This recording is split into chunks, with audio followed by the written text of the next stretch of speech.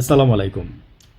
জামাতের আমির আজকে ২ দিন আগে আপনার হাদি ভাইয়ের জানাজায় অংশগ্রহণ না নিয়ে উনি ১ দিন বা ২ দিন আগে উনি লন্ডন চলে গেছে।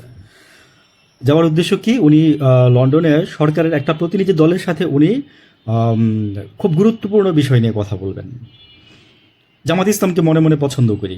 বলছি না যে আমরা আওয়ামী লীগ যাওয়ার পরে একদম স্ট্রেট ফরওয়ার্ড কথা। আমরা আওয়ামী লীগ যাওয়ার পরে চাইছি যে বিএনপি ক্ষমতায় আসুক, বিএনপি দেশের হাল ধরুক।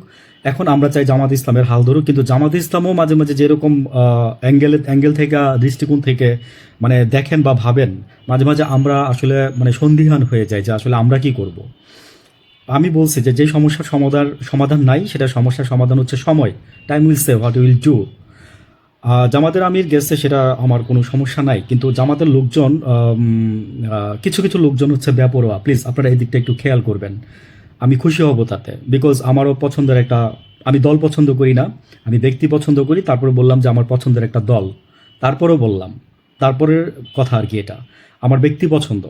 তো মানে মানে জামাতের যে আমির উনি খুবই ভালো মানুষ, হ্যাঁ? I like him personally.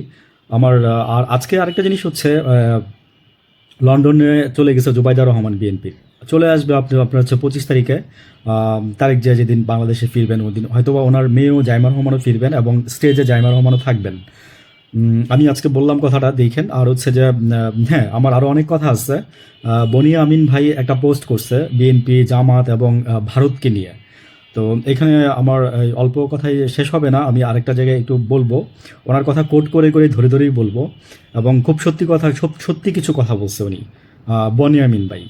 তো আমরা চিনি সবাই ওনাকে। আর হচ্ছে যে আমি একটা কথাই লাস্টে বলবো যে দেখেন শিষ্টাচার বজায় রাখবেন সব জায়গায়। তাহলে দেখবেন যে আপনারাই জয়ী হবেন। আর শিষ্টাচার বহির্ভূত কোনো কিছু করবেন, তাহলে দেশের মানুষ আপনাদেরকে লাথি মারতে মনে করেন যে ২ মিনিট তাকাবে না। আর হাদির ভাইয়ের খুনির যারা আছেন তারা দাদার স্বরাষ্ট্রমন্ত্রী বলছে যে ৫০ লাখ টাকা দিব, হ্যাঁ, ধরতে পারলে। আমি এখানে বিচ্ছিন্নভাবে কথাগুলো বলে যাচ্ছি কারণ কথা বলার মুডে নাই আমি গত ২-৩ দিন যাবৎ এই হাদি ভাইয়ের এই ঘটনার পর থেকে আর কি।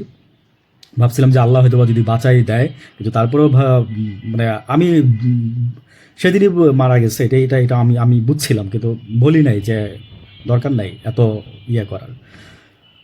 তো যাই হোক, আল্লাহ ভ্যাস নসিব করবে ওনাকে, এটা সবাই বলতেছে। আর হচ্ছে যে আপনারা যত এরকম পাগলামি করবেন, রাজনৈতিক ব্যক্তি যারা আছেন তাদেরকে বলতেছি বা দেশের মানুষ তত আপনাদেরকে ধিক্কার দিবে। আমি আগেও বলছি যে শিষ্টাচার বজায় রাখেন। শিষ্টাচার বজায় রেখে যদি এখনকার মানে এই যে এই আমাদের জেনারেশনের কাছ থেকে যদি ভালোবাসাটুকু নিতে পারেন আপনারা, ভালো থাকবেন।